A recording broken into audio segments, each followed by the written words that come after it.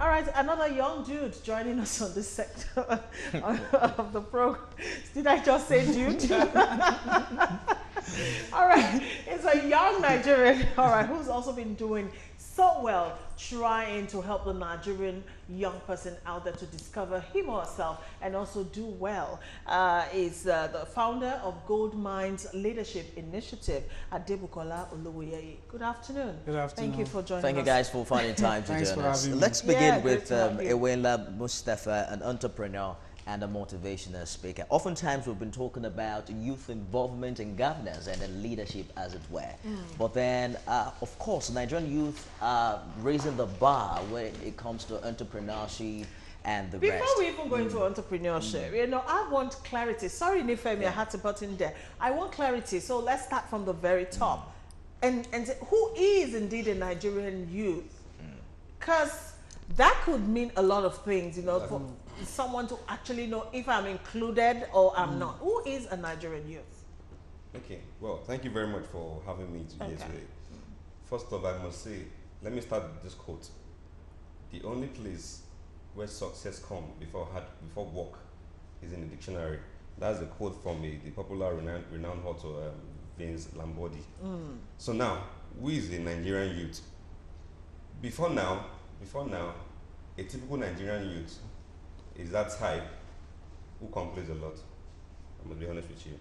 A typical Nigerian youth is that type who is lazy. A typical Nigerian youth before now is that type who finds excuses for everything.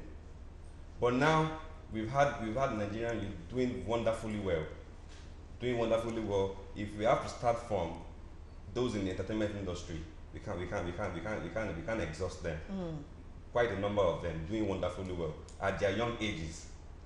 So a Nigerian youth, my advice is that do not be that typical Nigerian youth who always complain, who is complacent. You try one thing, the next minute you're already complaining. You try one thing, you're not ready to push further. You try it, you see a small distraction, you give up. As a typical Nigerian youth. Okay, let me butt in there. Now, what you're describing are elements, you know, of being a Nigerian youth. What I really wanted to hear is, are you a Nigerian youth based on the fact that you are born originally in Nigeria, or because of your level of participation or inclusion, you know, in the workability of things in Nigeria? Which one? Okay, well, you can. For you to be a Nigerian youth, obviously you must be a Nigerian. You must be born Nigerian. You must be born Nigerian, either by citizenship, by birth, or by by whatsoever. You must be a Nigerian. So, for you to now be that type who wish to stand out and make a difference, or rather be that change you wish to see in the world, it takes a whole lot of things. A lot of things come into process. Number one thing you must do is to ensure that you have a determined mind. In your heart, you are ready for all the challenges of life. You are ready for all the challenges life will throw at you. You are ready to make a difference in your immediate environment. You are ready for whatever challenges life throws at you. Okay. Because now I can tell you that the way, either we like it or not, the future lies in the hands of Nigerian youth. Those ruling us today, at some point in time, they were youth. Now they are the helm of affairs. Shipping this company, ruling us, directing us. That's because they made a way for themselves. They were not relying on anybody. They were not waiting for anybody. They took that decision that they want to be at the top, and now they are there. So for you to now be somebody, a youth who wants to make a meaningful impact for yourself, for your society, for your immediate environment, for your family members, you must be one thing I must tell you, one thing you need, I must tell you, you need education. Education, there's nothing you can do. I said it in the program last week. Education, there's nothing you can do in this world of today that you don't look at the likes of Mark Zuckerberg. Mark Zuckerberg was just in his hostel room when he founded Facebook. In his hostel room in Harvard University when he founded Facebook at the age of 20.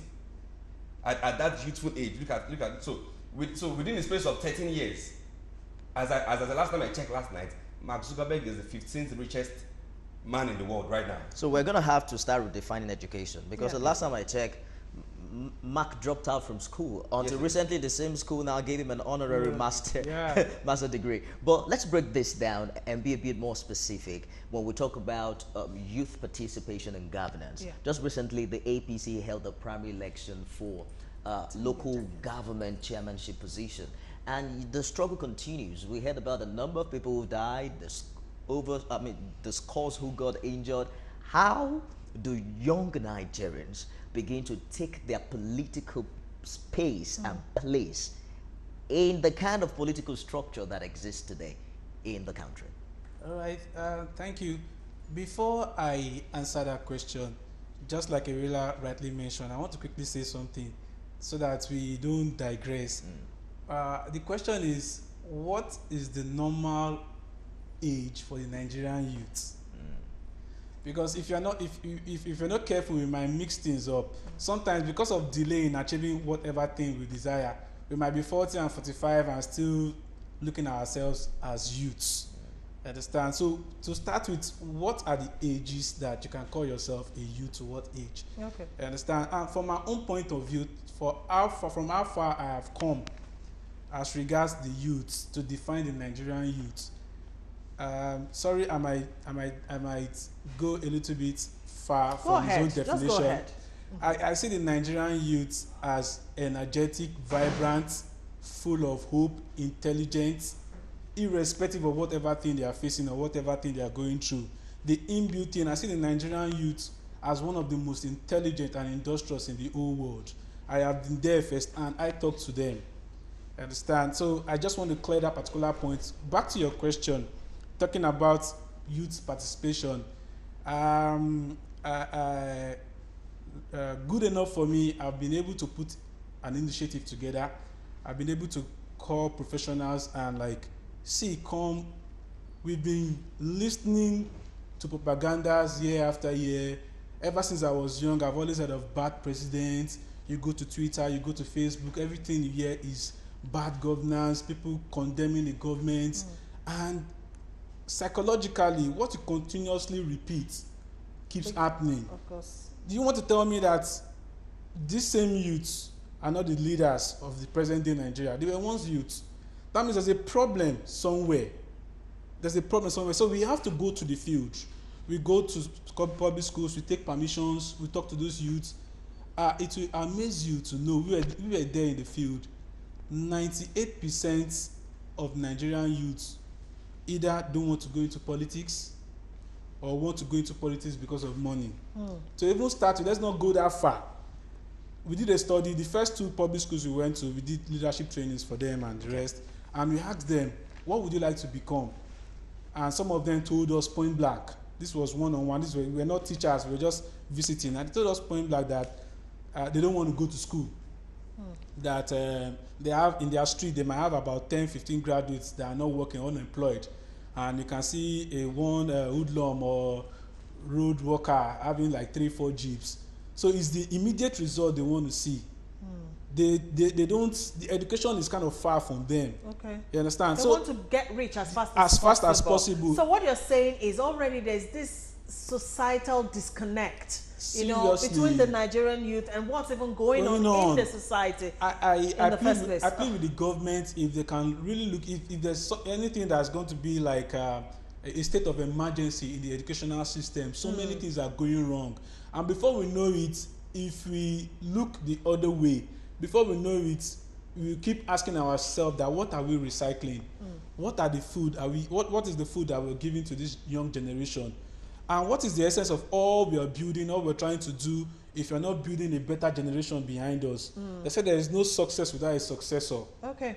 All right. Let me butt in here. Now, let's come to you, Mustafa. Earlier, you gave the Mark Zuckerberg and the Facebook analogy. I mean, that is amazing for a 20-year-old in a dormitory to do something that's become massive globally. But then, is our own environment, is it feasible for innovation?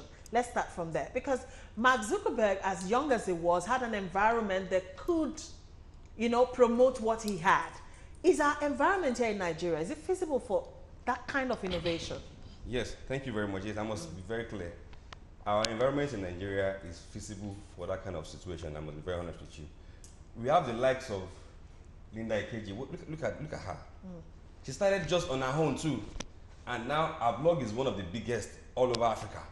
So if our environment is not encouraging such, such a platform, then so she won't be where she is today. So our environment is everything lies on. You see, I tell Nigerian youth, everything strictly, how you want your future to be strictly lies in your hand. The government is doing a whole lot, yes, no doubt. But are the youths ready to challenge themselves? That's the question. Are they ready? In fact, the government, the environment, our immediate environment, everything is, people will accept you. But first of all, you have to be the one to take that steps. Then once you take that step, then people can now embrace it. Then at the long run, the money, the fame, and everything starts to come. But the thing is, there must be a self-determined mind for you to get to that state. You know why I asked that question? Because a lot of times when you talk to Nigerian youths, they'll tell you they have the ideas, they have everything worked out, maybe on paper or maybe in their heads and all of that, but then the system doesn't allow for them to actually actualize, all of their dreams. In most cases, most of all these Nigerian youths that have one or two dreams, if you ask them what's the challenge that they have, most times it's financial problems. But I tell people, don't let that financial problem, don't let it be the first problem. Start something. Let people start in a very small. Don't think big, don't start in a big way. Start in a very small scale. Then people will appreciate you. People will embrace you. Then the support will start coming from left, right, and center. But Nigerian youth sometimes aim higher than they can carry at the very early age. It sounds like dream big, but start small. And that's very important because there are a lot of, there's a show we do, we call it The Lounge, and people will call you and say, so, I am a talented singer. I have not done my first single, but can you give me Wizkid's number? Because I want to feature him on the song that I'm about to record. Yet to write. Hey, it's just amazing. But there's nothing wrong in dreaming big. There is nothing wrong in dreaming big. But you cannot. Wizkid will not feature number, on your on the single that you have not made. Just a minute, just to give this discussion some direction. You have interacted with younger people. Yes. And then the former president Olusegun Obasanjo said something very funny recently, that stop wishing us to die because the Nigerian youth needs some mentorship. Yeah. How do we provide the right mentorship, tutoring? For these younger people who seem to have gone astray from the path to leadership? Yeah, Nifemi, this is the most important question of this discussion. To start with, going to the fundamentals, the basics. If a man does not know where he or she is coming from, he cannot ascertain his present situation. How can he know where he's heading to? We are trying to push to some level, trying to talk to the state government, let them start to introduce history back to the curriculum. If you cannot trace your history back to your first, second, third generation, where do you know where you don't know where you're coming from? An average, I think it's all about the identity problem. An average Nigerian, you does not know who he or she is, or what he or she wants to acquire, or what, there are so many misplaced priorities. You understand? So I think if you can get it right from the fundamentals, and in Africa we need to start talking about mental re-engineering. You understand? The mind is in the power is in the mind. You understand? We have to let these kids, the youths, know that they have to build their minds. Whatever thing they want to put together starts from the mind. So I like this change starts with me initiative, be the change you want to see. But we should just drive it down a little. Because why we focus on the school environment is that the school environment is an environment where minds are tamed. You understand? Where people can come together. So if you change our syllabus, if you change our curriculum, I think it will start to affect them. And then when we start to inculcate history into whatever thing we do, from there, gradually, they will start to blend in, and before you know it, the youth will pick up. And I know Nigerians for sure, they might not have the original idea, but if they are exposed to the right information, with time they will do more than the original. Okay, all right. So far we have talked about the importance of education, you know, as per how far the Nigerian youth can go.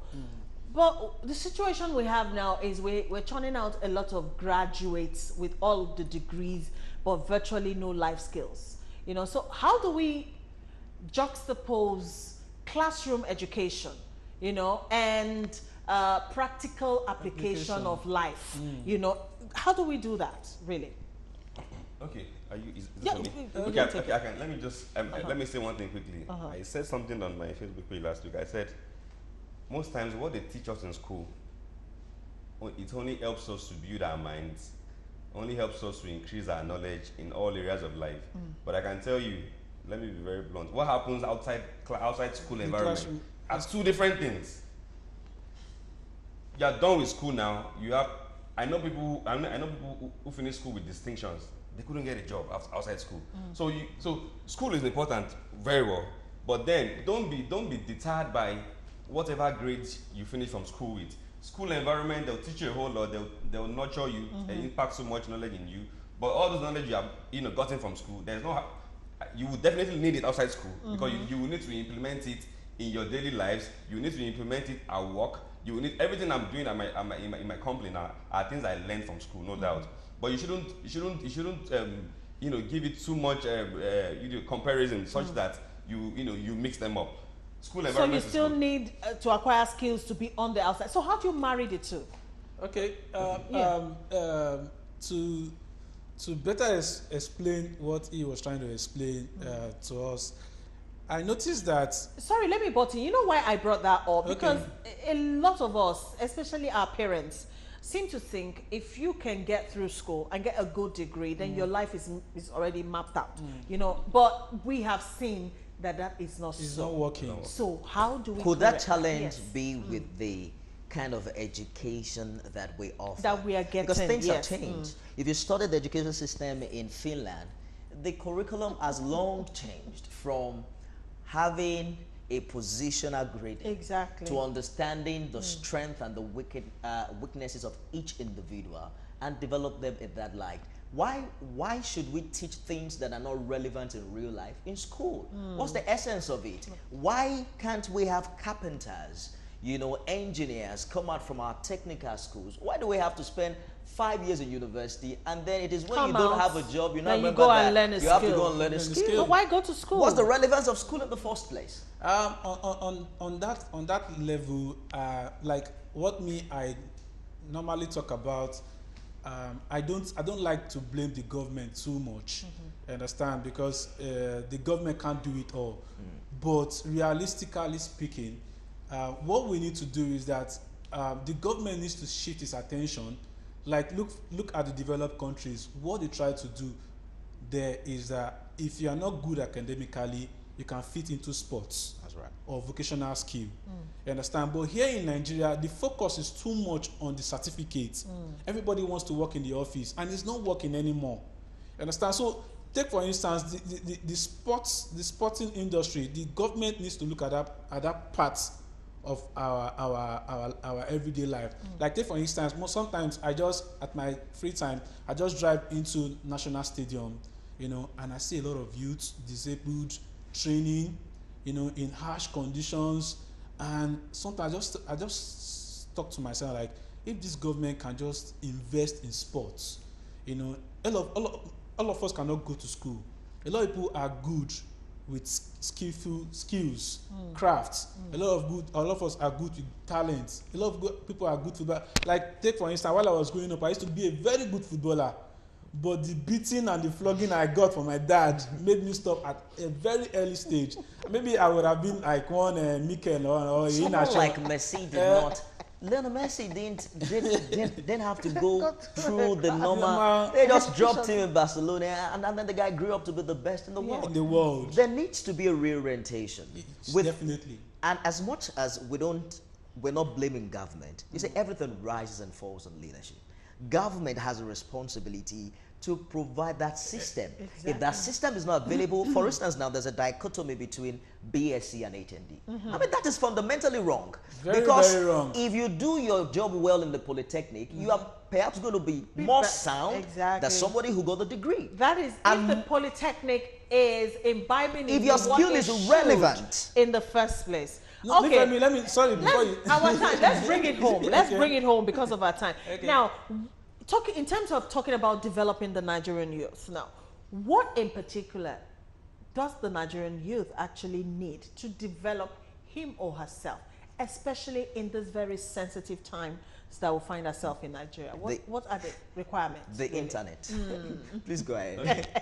Okay, well, I must say, for a Nigerian youth who wants to develop him or herself, number one thing I've said earlier, you need education. Education. Is key. After that, you need to be, you see, there are so many, you see, to make it in life generally, the system is tough. The environment, so many things pulling you back, so you need to be a bit aggressive. I said it somewhere, you have to be aggressive. Not violent. Not There's violent. a difference. Anything you are Please, doing, okay. anything you are doing, put little aggressiveness in it, because there are too many other people doing the same thing you are doing. That's right. And in fact, most times I tell people, look for the mistakes of your competitors and monetize it. It's a question of who wants it most. Oh, exactly. Look, so anything you are doing, be a bit aggressive. Don't do it with with levity. Do it. Be aggressive. Another thing, you need to be very, very work smart. Work smart, not hard work Not now. work hard, Work smart. you work smart. Work smart. Okay, working smart. Because if you talk about hard work now, bricklayers are the most hardworking people. They work like junkies, but how much do they get paid? Those are hard workers. So you but work work smart. is key. Is key. And another thing you must really watch out for. Don't be resilient. Don't be complacent. Okay. Anything you do, don't give up easily. Ensure that you try it and you strive and you get it. That's the one thing in life. They say in life you will fall, but make sure anytime you fall forward. Don't stay down. Don't stay down. Let's take your opinion very quickly as we begin to wrap up keep this show. moving. Yeah, just to add to what he said, ideas, a lot of youths have ideas, and ideas are like vibration. The moment you're thinking about it, others are thinking about it. So sometimes I always advise That's you. a scary thought. The moment I always used to thinking think my about ideas are, as exclusive you're, to me. they are Wow. vibration. As you're thinking about it, others are thinking about Yeah. it. So what kills dreams and destiny most times is procrastination. That's right. And some of us we fall back almost at the end of making it. So consistency is key. You know, learn your craft, be better. Self-development is very, very key also. You have to develop yourself. The internet is there. That's right. You understand? There are so many things you can learn from the internet. You understand? So knowledge is one thing. There's power in knowledge. And at the end, I always say this. I don't like to sound too religious, but just put God first. Okay. Thank you, gentlemen, for finding time to join us on cannot the show this afternoon. We've been speaking with Winla Mustafa, overemphasize that. an entrepreneur and motivational speaker. Thank you for joining us on the show. We also have Adebokola Oluwoyeye, who's a leadership consultant. Thanks for finding time. Thank you guys for coming on the Yes, show. thank you very Thank much. you very much Pleasure. for having us. You know, in the days of our fathers, for instance, my father worked with UAC for 35 years and retired.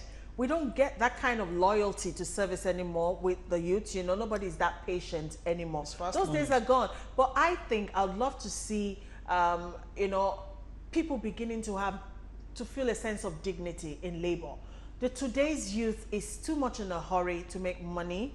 And that's why you see so much of kidnapping going on, ritual killings, and all of that. People just want to get money anyhow. And it's because of what they see play out, you know, day by day, especially coming from the top. I don't want to be too direct, but we all know what I'm talking about. So I want to see those days where the youth of Nigeria will begin to feel a sense of dignity in actually working. You know, we'll work it and then we'll get to the top. Earlier on the show, we spoke with Assistant Commissioner of Police, Abayomi Shogunle, officer in charge of the Police Complaint Rapid Response Unit. And that's in our show today. Don't forget that the next powerful thing after God is Google. Make good use of it. I mean, the internet is everywhere. And if you are only using social media, man, you are just dulling yourself. There's a lot of resources you can gather on that platform. Femi Ogutoye. You know, I mean, someone once told me there are two things you need to make it in life today. The 2 G's. One is God, the second is Google. Make good use of your time. Thank you so much for watching the show for today. Do remember to keep track of Galaxy TV on DSTV 258 and GoTV channel 99. We'll hope to be back tomorrow, same time, with the entertainment package. Make it a day.